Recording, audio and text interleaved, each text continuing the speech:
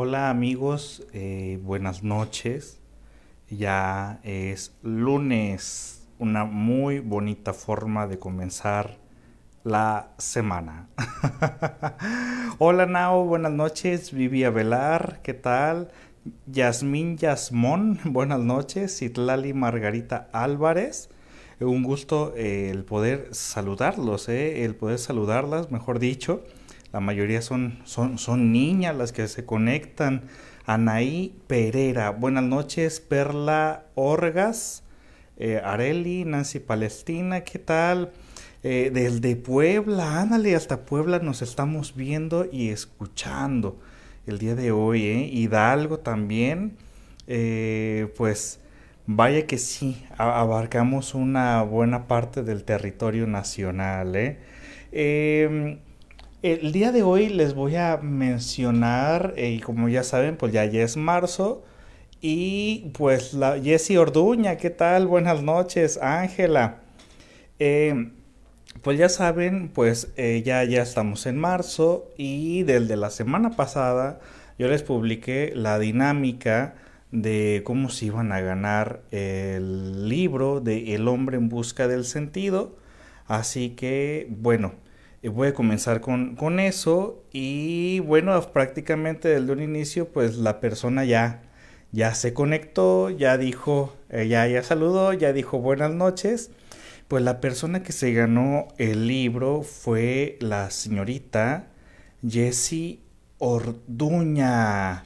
Jessie Orduña, que por ahí la estuve stalkeando poquito, que ya revisé que es de Aguascalientes. Así que muchas felicidades, señorita Jessie Orduña. Me manda un inbox, por favor, porque necesito que pedirle cierta información para poderle mandar su libro de El hombre en busca del sentido del doctor Víctor Frank. Así que muchas felicidades, señorita Jessie Orduña. Me manda un inbox, por favor, aquí a la página, un ratito más que terminemos, o si me lo puede enviar de una vez, para ponernos de acuerdo en cómo le voy a hacer llegar hasta Aguascalientes su libro. Citlali Margarita, ¿por qué no me stalkea a mí? Jessie Orduña, te amo tanto, estoy muy emocionada. Bueno, Jessie, te pones en contacto, por favor, para mandarte este libro que te voy a mandar, Jessie Orduña. Este libro, déjame decirte que es muy especial para mí y es de mis favoritos. La verdad, este libro yo lo encontré en en un buen momento de mi vida que me cambió la forma de ver las cosas que yo estaba viviendo en su momento. Yo estaba viviendo una situación de crisis en su momento y cuando me encontré con este libro, la verdad, me cambió mucho, mucho, mucho mi forma de pensar, de ver situaciones caóticas. Entonces, Jessie Orduña, muchas felicidades y te lo mando con todo el amor del mundo. Te lo voy a llegar hasta tu domicilio, ¿sale? Bueno, pues amigas y amigos, muchas gracias a todos por estarse conectando. Y el tema del día de hoy, el tema de cadena de las que amamos al doctor.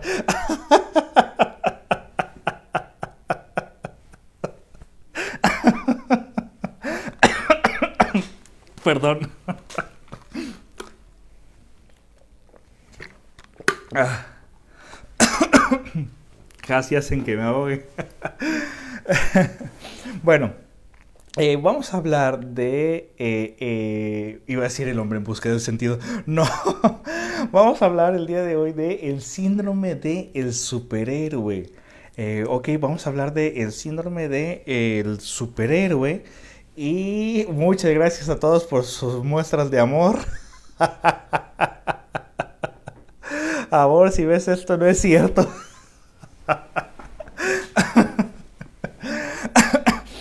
Bueno, todos conocemos a una persona que no le importa meterse en problemas, ya sea en el trabajo, ya sea en el trabajo, ya sea en la escuela, ya sea em, eh, eh, en la política, ya sea en la política, sobre todo en la política, en donde más, esas personas que no les interesa o no les importa meterse en problemas con tal, con tal de solucionar problemas ajenos. Aquellos sujetos que son, eh, pues el ajonjolí de todos los moles, ¿no? Sujetos que se meten como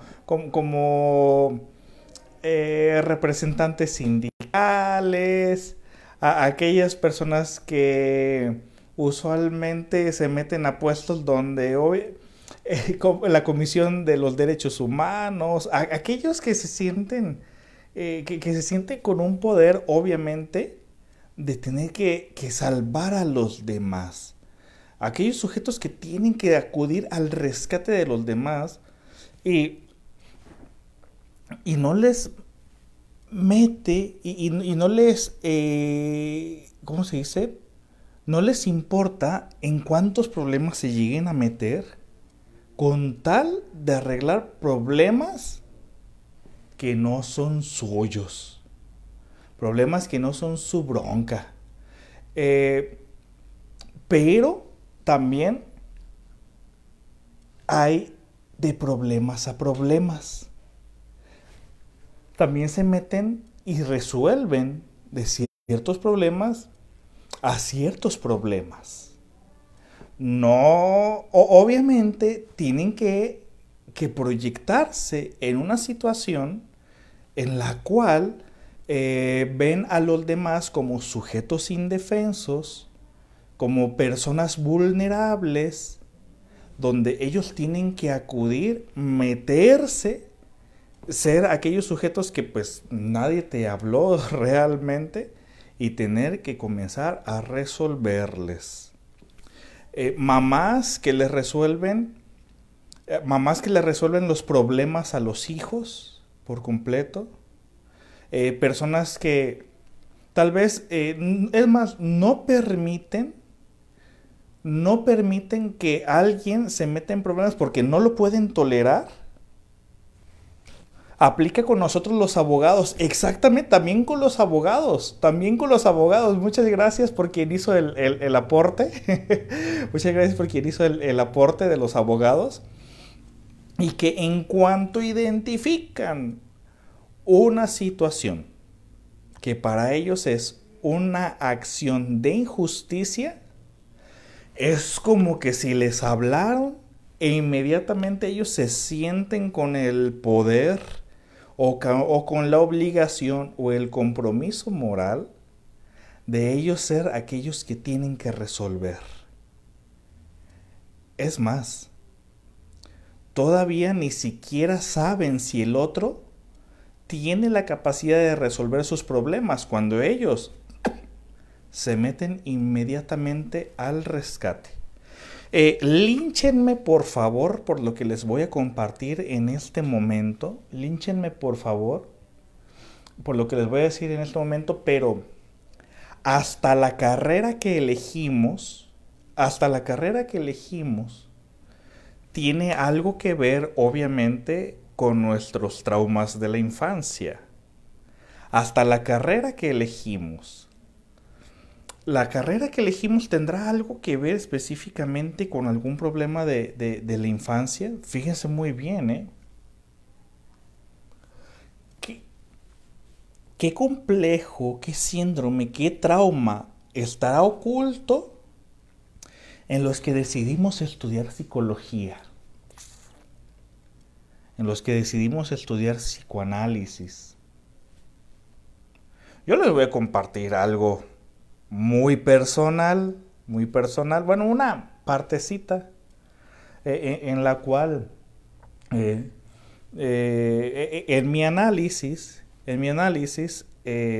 mi psicoanalista me llegó a preguntar, ¿y por qué te imaginas que terminaste estudiando psicoanálisis?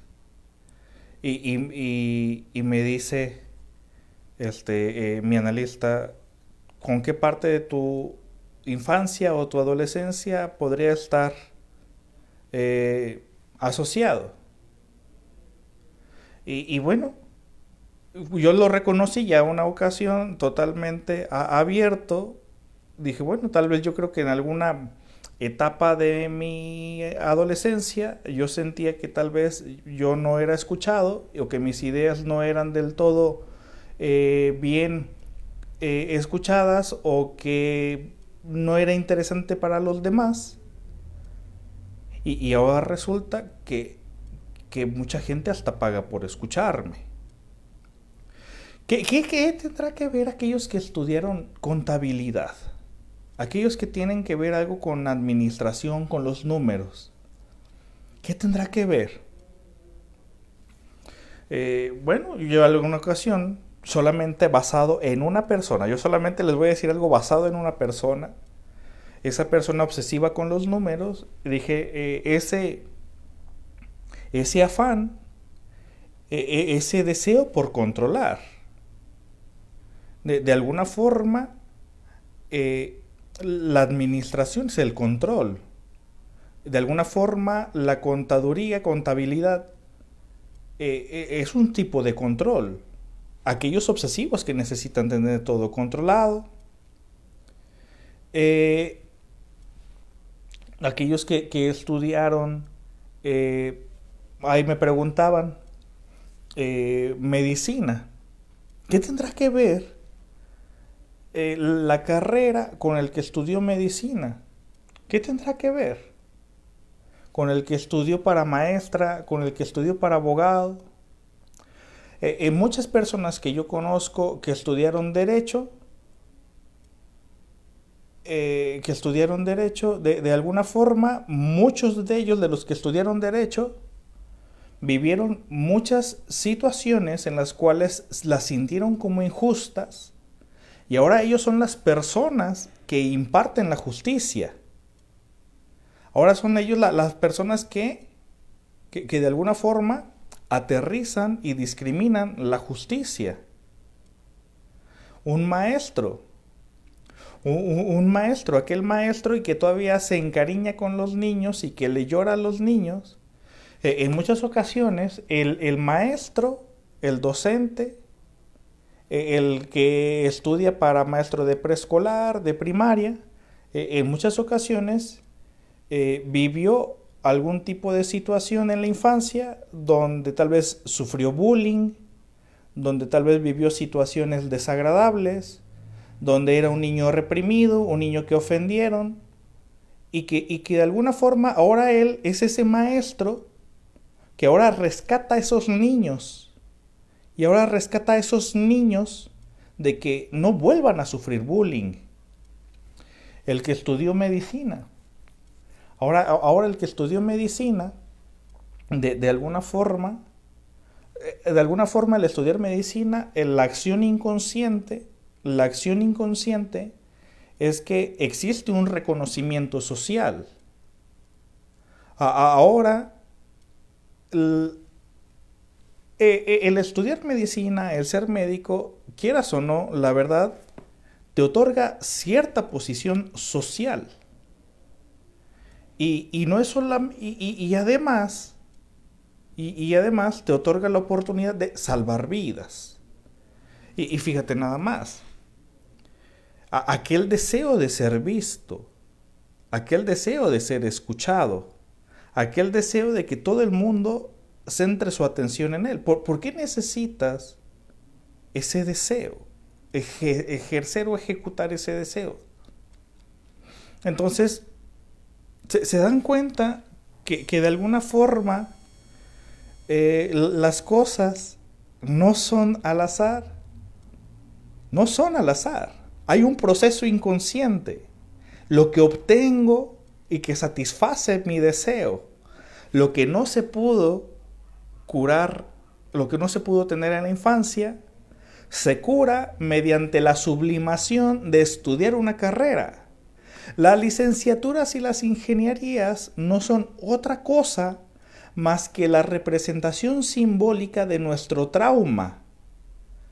Y esa representación simbólica de nuestro trauma se ve sublimado y es funcional para la sociedad. Cada una de las carreras tiene su trauma en su infancia. Y cada uno rescatamos a los demás. Cada uno rescatamos a los demás a partir de nuestro trauma. ¿Por qué al tener una pareja que se comporte de manera paternal, por qué tener una pareja que se comporte de manera maternal? Porque esa persona necesita cuidar y rescatar a quien cuida. Es lo que vamos a preguntarnos nosotros. Pero sobre todo aquel que necesita, de alguna forma, sin que nadie se lo pida y que no estudió derecho,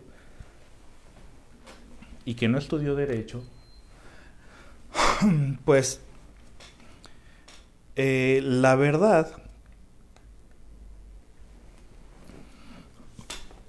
y que se mete a rescatar, lo primero que hay que preguntarnos es, a ver, fíjate bien, ¿por qué esta persona necesita meterse en problemas que no son suyos y necesita rescatar a los demás? ¿Por qué esta persona, el que vamos a hablar el día de hoy, el síndrome del superhéroe, por ahí se podría explicar acerca de los psicólogos? Tal vez entraron un poquito tarde a live, pero si le regresan, se van a dar cuenta que los psicólogos fue los primeros que mencioné a los psicólogos. Pero estas personas que necesitan, fíjate bien, necesitan rescatar a los demás y además de ser vistos como superhéroes. Obviamente ellos no lo piensan de esta forma. Ellos no lo ven desde esta perspectiva de que necesito ser visto. No, tengo un comportamiento de superhéroe porque necesito rescatar. ¿Y por qué yo necesito rescatar? A mí me ha tocado conocer personas, o sea, primero vamos a explicar un poquito sobre el síndrome, ¿ok? Vamos a explicar un poquito sobre el síndrome y una vez que expliquemos sobre el síndrome un poquito, vamos a comenzar a hacer el análisis del mismo. Acuérdense que yo les digo aquí, esto es simplemente una situación muy generalizada que no aplica a todos los casos. Para que no me vayan a salir con la cosa aquella de que, yo no soy así, y no es cierto, y no aplica. Pues te estoy diciendo que en honrosas excepciones, obviamente. Estamos hablando de un supuesto. Obviamente, ubican la famosísima campana de Gauss. Pues vamos a hablar de lo que está como que en la media dentro de la campana de Gauss, ¿ok? Un poquitín de estadística, ¿sale? Bueno, pues el sujeto que no rescata cualquier situación. Obviamente, esto sucede justo como en los posteos en Facebook. A veces, alguien postea algo y es un sujeto, es una persona que jamás interactuó con él, con ella, jamás interactuó con esa persona y de repente hace un posteo, dice algo y que me siento obligado a tenerle que responder. ¿Por qué? Porque aquí aplica un famosísimo mecanismo de defensa que lo conocemos como proyección. Sí, efectivamente, la famosísima proyección. En la proyección es algo que yo ya viví, ¿ok? Algo que yo ya viví. Esa situación, ese posteo en Facebook, en Twitter, tal video en YouTube, me lo recuerda y ahora soy yo. Ahora soy yo el que vivió eso y ahora me veo obligado ante lo que me he proyectado a tratar de compensar la situación de una forma diferente a como me sucedió en aquella ocasión y ahora tengo una oportunidad de en el presente volver al pasado y tratar de remediarlo. A esto se le conoce también como compulsión de repetición. Pero es más en el mecanismo de defensa de la proyección. En el mecanismo de defensa de la proyección es algo me recordó a algo que yo ya viví. Entonces se me presenta la oportunidad de que aunque yo te responda a ti de manera agresiva en tu posteo, aunque yo te responda de manera agresiva a ti, no te estoy contestando realmente a ti. Tú eres lo simbólico de algo de mi proyección. Juan David Nacio lo mencionaría, el posteo es el objeto fantasmatizado de una situación inconsciente que me permite a mí remediar mi pasado, donde se cumple el incesto, un incesto simbólico, pero que yo por fin puedo, ya por fin de una vez por todas, intentar de paliarlo. Es decir, tu posteo no es algo que yo quise atacar, sino que tu posteo que a mí me pareció ofensivo porque asumí que hablaba de mí, inmediatamente me vengo aquí contigo a atacarte. El día de ayer yo publiqué algo sobre las personas que otorgan un amor enfermizo a los animales. Y muchas personas, fíjese bien, yo creo que esas personas inmediatamente se identificaron. En alguna ocasión estas personas se identificaron cuando yo puse amor enfermizo hacia los animales, inmediatamente se proyectaron de que ellos daban ese amor enfermizo a los animales. Y de manera inmediata vienen al rescate de su postura. Algunos, pues obviamente, hasta ofenderme. Cuando yo del otro lado de la pantalla, yo no sé ni siquiera quién está. Yo no sé quién está del otro lado de la pantalla, pero dentro del posteo algunas personas se lo tomaron tan personal que no toleran que alguien diga algo sobre eso, de tu acción. Y es lógico, es lógico. Todo diagnóstico que se da fuera de una consulta es percibido como una agresión. Es percibido como una agresión. Entonces es lógico que pero el problema fue que aquí no se señaló a nadie. La gente se señaló solita. Yo no ofendí a nadie. La gente vino a ofenderse. ¿Te das cuenta que son cosas distintas? Entonces, cuando se pone amor enfermizo hacia los animales, la gente se proyectó hacia algo que están haciendo. Y no supieron diferenciar de el amor hacia los animales del amor enfermizo hacia los animales. Entonces, algunas personas ni siquiera se dieron la oportunidad de hacer un análisis del posteo cuando inmediatamente reflejaron esa parte enfermiza de sí mismos. Es decir, se proyectaron y se expusieron. Eso fue lo que hicieron. Cuando yo del otro lado, yo no sabía para nada quién estaba del otro lado. Lo mismo sucede. ¿Por qué pongo este ejemplo? Pongo este ejemplo porque en el síndrome del superhéroe, aquella persona que se sacrifica por los demás, aquella persona que se entrega por los demás, aquella persona que termina tirado en el asfalto como Juan Escutia, que se aventó según la historia oficial, que se aventó supuestamente con la bandera y todo eso, que lo quieren pintar como un héroe. Bueno, pues al pintarse como un héroe, rescatadores de lo vulnerable, rescatadores de lo sensible, rescatadores de lo que ellos sienten que es vulnerabilidad, rescatadores o salvadores de lo que ellos sienten que es sensible. ¿Y qué es lo que yo siento que es sensible cuando un papá está regañando a su hijo y que alguien acude de manera neurótica?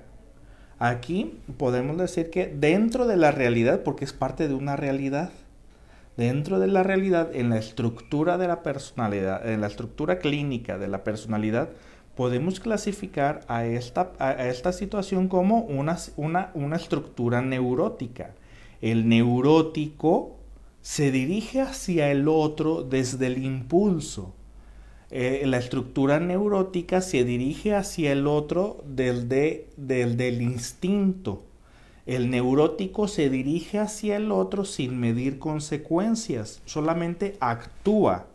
Entonces el otro que se dirige desde la actuación, del actuar, del impulso, va y defiende a lo que él ha introyectado como vulnerable.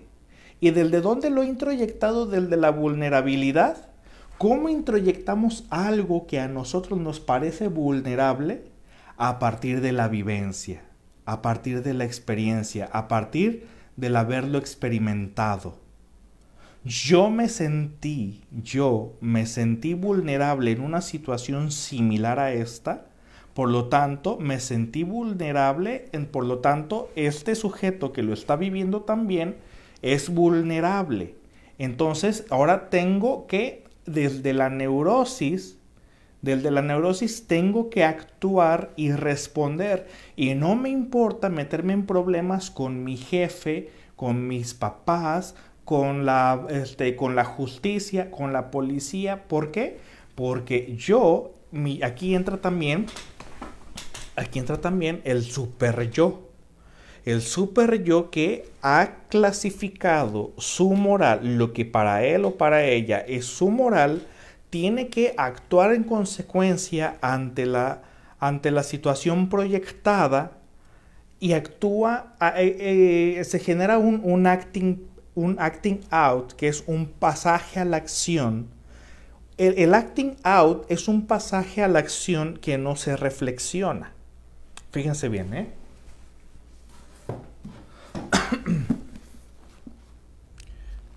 Vamos a hablarlo desde acting out. Aquí está, ¿eh? El acting out es el término utilizado en psicoanálisis para designar acciones que presentan casi siempre un carácter impulsivo relativamente aislable en el curso de sus actividades, en contraste relativo con los sistemas de motivación habituales del individuo y que adoptan a menudo una forma auto o heteroagresiva. En el surgimiento del acting out, el psicoanalista ve la señal de la emergencia de lo reprimido.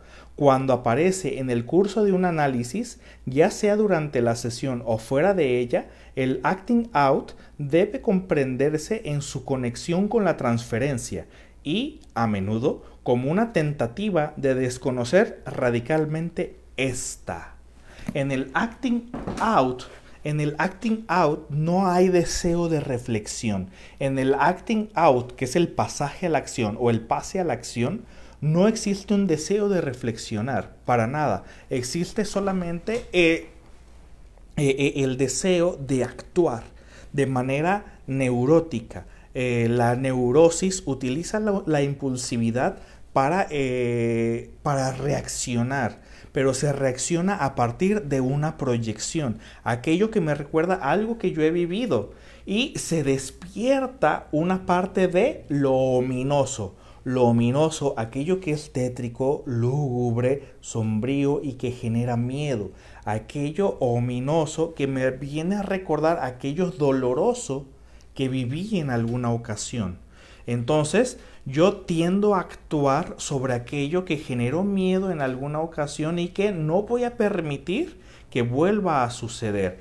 Como el abogado, aquel que estudia derecho, porque es aquel que tiene que impartir la justicia.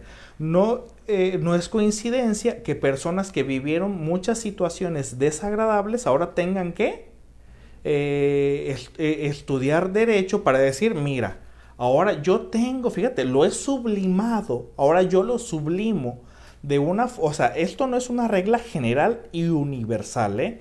Esto no es una regla universal que todos los que estudiaron derecho es porque vivieron, no. Porque algunas personas estudiaron derecho porque les llamó, o sea, también las áreas del derecho, ¿no? También las áreas del derecho tienen que ver, ¿no? Y también tiene que ver la influencia familiar. En muchas ocasiones hay familias de abogados, hay familias de médicos, hay familias de dentistas, hay familias de maestros. Entonces, eso también influye mucho de que, bueno, ya es una herencia también lo que he estudiado. Pero muchas personas que son en su familia el primero en estudiar tal carrera, hablemos en este caso el derecho, por decirlo de una manera muy generalizada, o sea, no es regla, aquel que ha vivido una injusticia ahora siente la necesidad de ahora ser aquel que imparte la justicia. Muchas personas que lo vivieron así ahora necesitan sublimarlo de esta manera, pero no todos los que vivieron una injusticia lo canalizan a través de haber estudiado derecho, no, sino a través de otras carreras también. Es por eso y es importante que este método, el método del psicoanálisis, que es un método, que es una propuesta psicoterapéutica para abordar de manera particular cada caso para ver las causas de por qué se está trabajando así. Bueno, entonces aquel que cuando ve a un niño que le están haciendo bullying, aquel maestro que cuando era niño, que vivió bullying cuando era pequeño en la infancia, especialmente en la escuela, ahora tuvo que estudiar para ser maestro y rescatar a esos niños gorditos, a esos niños flaquitos o a que sea que fue él cuando era pequeño, y ahora necesita rescatar a aquellos que él verifica o identifica como vulnerable y necesita actuar. Hay un pasaje a la acción. Aquí lo acaba de mencionar Diego Ocampo muy asertivamente. Si reacciona es porque se proyectó. Yo solo le agregaría algo más, Diego, fíjate bien, yo solo le agregaría algo. Si reacciona neuróticamente es porque se proyectó. Porque bueno, ante una injusticia todos podemos reaccionar. Ante una injusticia todos podemos reaccionar. Entonces, yo solo le agregaría esa parte que dijo Diego Ocampo. Si reacciona neuróticamente, fue porque se proyectó. Hay de reacciones a reacciones. O sea, si hay un acto de injusticia en la calle, eso es obvio que vamos a reaccionar. Es obvio que vamos a reaccionar. Entonces, digo, oye, pues, ¿qué te pasa, no? El que se proyecta se expone a través de su neurosis. ¿Ok? Aquel sujeto que se proyecta se expone a través de su neurosis. La neurosis es la que te delata el trauma vivido a partir de lo que te refleja aquellas situaciones que tú estás viviendo. El trauma se proyecta el trauma se expone en cada una de nuestras neurosis. Cuando a una persona le tocan cierto tema y ese tema no lo puede tolerar y reacciona de manera neurótica ante ese tema nos ha generado una proyección muy posiblemente que me veo en la necesidad de actuar de forma neurótica, porque cuando se me presenta ese tema nuevamente no lo puedo tolerar, por lo tanto tengo que responder de una forma neurótica para callarlo, para silenciarlo, para que no vuelva a ocurrir. En el síndrome del superhéroe es aquel que no le importa meterse en problemas, porque, como diría Friedrich Nietzsche, así habló Zaratustra en la parte de el superhombre, cumple primeramente con su moral antes de cumplir con la moral de los demás, con la moral social. Primero tengo que cumplir con mi propia moral antes de la moral colectiva. La moral personal, que es la del superhombre, Freud lo mencionaría acá, que sería, ¿qué?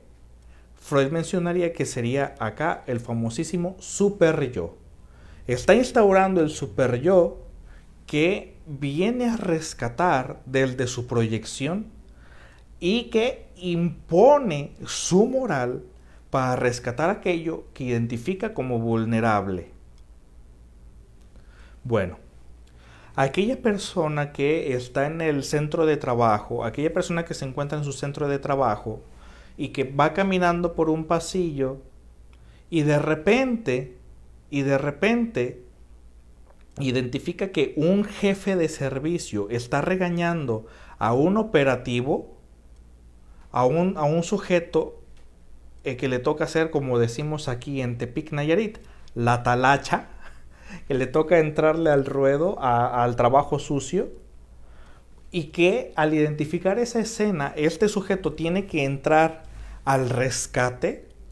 Este sujeto lo que hace es que no mide las consecuencias de lo que le... O sea, no es que no mida, no le importa.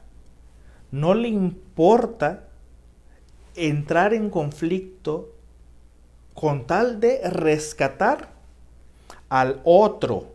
No rescata al otro. ¿A quién creen que rescata? ¿A quién creen que rescata este sujeto al meterse en problemas por rescatar a alguien más? ¿A quién creen que rescata? Así es, se está rescatando a sí mismo. Se rescata primero a sí mismo porque el yo, el principal objeto del placer del yo es el yo. Entonces, al rescatar al otro y al meterme en problemas, bueno, que no me importa meterme en problemas, el principal objeto de placer es el yo.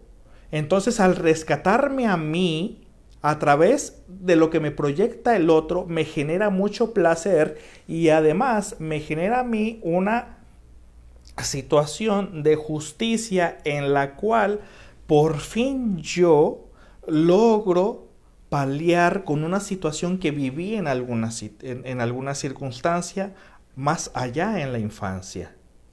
En la infancia, ¿cuándo? Cuando era pequeño, en la etapa de latencia, tal vez en la etapa de latencia, tal vez en la etapa de la latencia, cuando yo iba a la primaria, cuando iba a educación básica, viví bullying o una situación específica, entonces ahora yo tengo que rescatarme. Y todo aquel sujeto que no se puede defender me recuerda esa parte donde yo no me podía defender. Y ahora necesito defender ese tipo de situaciones. La exposición neurótica es la que revela nuestros traumas. ¿Quieres una radiografía de un trauma?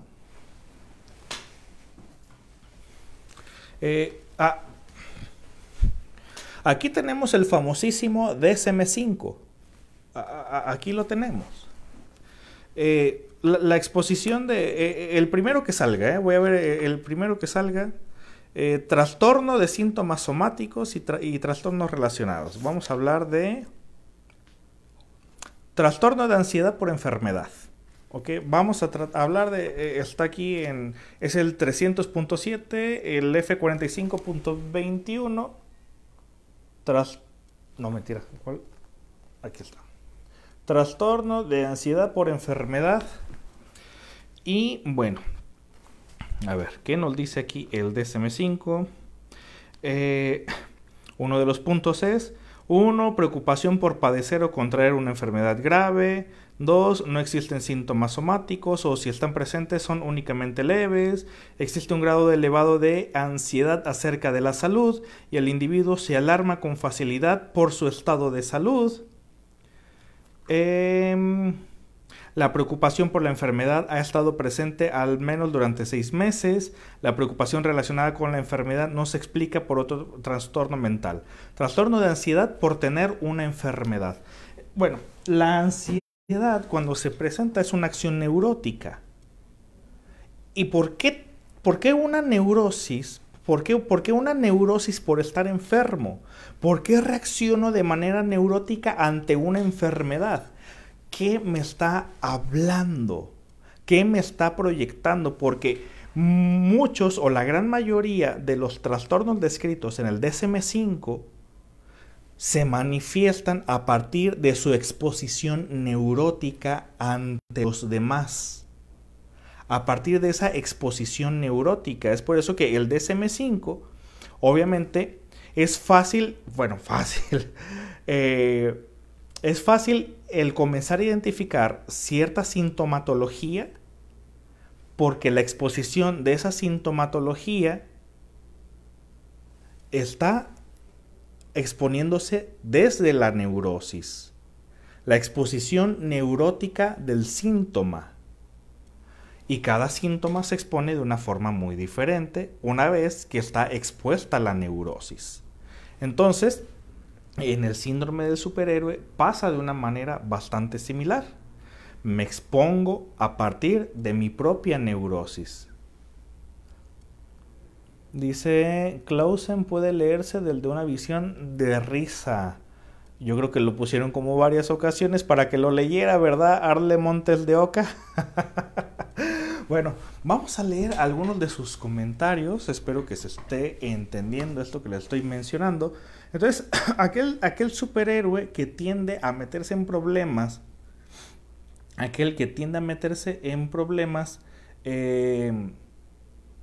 de manera innecesaria, él, fíjate bien, un maestro mío, el maestro Gerardo Ballín Garibaldi, mencionaba que no vemos al otro como es, sino como necesito verlo. No te veo a ti como eres tú, te veo como necesito verte. ¿Ok? ¿Por qué necesito ver a sujetos como vulnerables? ¿Por qué necesito ver a un perrito como vulnerable y justificar el amor enfermizo que le otorgo? ¿Por qué necesito ver a un gatito como vulnerable? Necesito verlo como vulnerable para otorgarle todo este afecto enfermizo que es una descarga emocional. Necesito verlo como vulnerable para poder descargar en él este amor que no he podido otorgar a los demás, pero sobre todo para poder recibir el amor que no he recibido de los demás. Para poder recibir por fin yo el amor. Necesito verte vulnerable para yo recibir amor. Entonces, cuando veo a un sujeto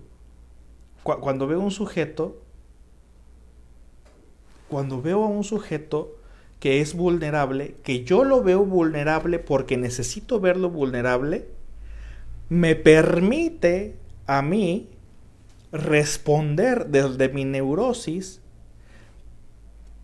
para yo poder presentarme como el héroe. Que no busco presentarme como héroe.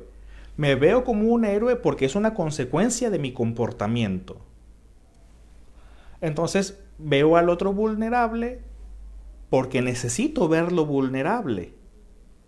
Y ¿por qué necesito verlo vulnerable? Por lo que yo ya he vivido en alguna situación. Y no solamente los animales, sino cualquier persona que yo la vea como vulnerable. A aquella persona que se dedica tal vez al área de la geriatría, pero que su respuesta del por qué es geriatra, que la respuesta dentro de la geriatría dice para salvar a los viejitos. ¿Por qué necesita salvar a los viejitos? ¿Por qué? Porque tal vez haya personas que tal vez diga, yo soy geriatra porque a mí se me facilita platicar con las personas de la tercera edad. Y mi razón es porque pues, se me facilita un poco más el trato. O porque son más disciplinados. La respuesta es la que nos dice el motivo del por qué estoy ahí. Porque necesito cuidar a los viejitos, para salvar a los viejitos. O el que es pediatra. Algún pediatra puede decir, yo soy pediatra, pero porque quiero salvar a los niños. Pero va a haber pediatras que van a decir, bueno, yo soy pediatra porque a mí se me facilita el trato con los niños. ¿Te fijas que la respuesta es diferente? Son situaciones muy, muy distintas. Entonces, aquel que necesita presentarse como solución a alguien. ¿Ok? Vamos a leer los comentarios porque ya merito nos vamos. Ya saben que son 45 minutos del tema y después de esos 45 minutos del tema pues ya pues tenemos que cerrar aquí el changarro para ya irnos a cenar y descansar. Chicos, hasta aquí va quedando claro. Bueno, entonces, como ya les dije, va dependiendo de el contexto. Entonces vamos a leer algunos comentarios que me dice aquí Cici Calderón. Dice Cici Calderón, dice Doc. La indiferencia, ausencia de proyección, ¿mata la empatía? Por supuesto. ¿O es un trabajo de trabajo propio? Pues podría matar la empatía, ¿cómo no? Muy claro, dice Amanda Zapata. Dice, ¿y si el sujeto en lugar de exponerse de forma neurótica lo ignora, sería resistencia? Fíjate, muy buenas las preguntas.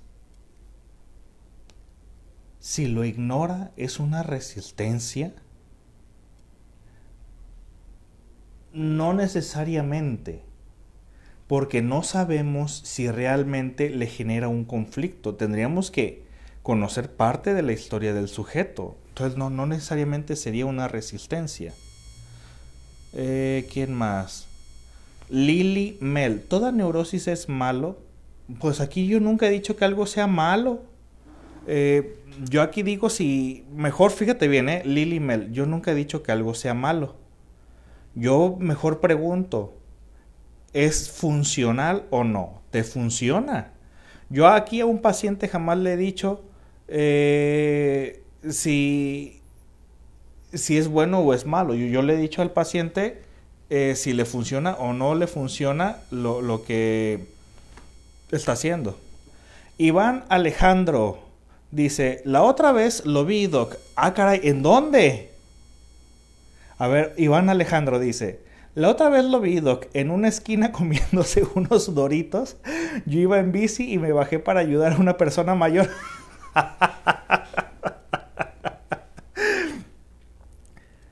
Si eran Doritos, sí era yo. Porque me gustan los Doritos.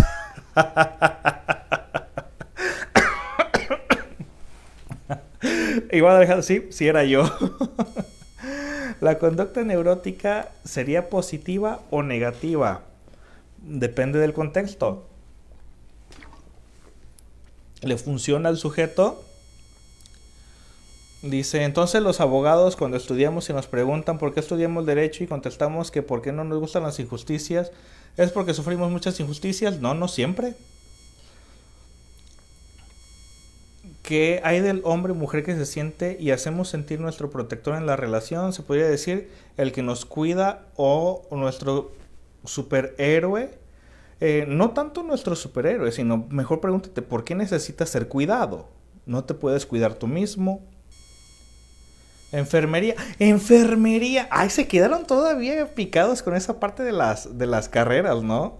Enfermería, fíjate bien que enfermería, la gran parte de su comportamiento, la gran parte del comportamiento de enfermería es del comportamiento profesional de enfermería, es un comportamiento, si se dan cuenta, maternal.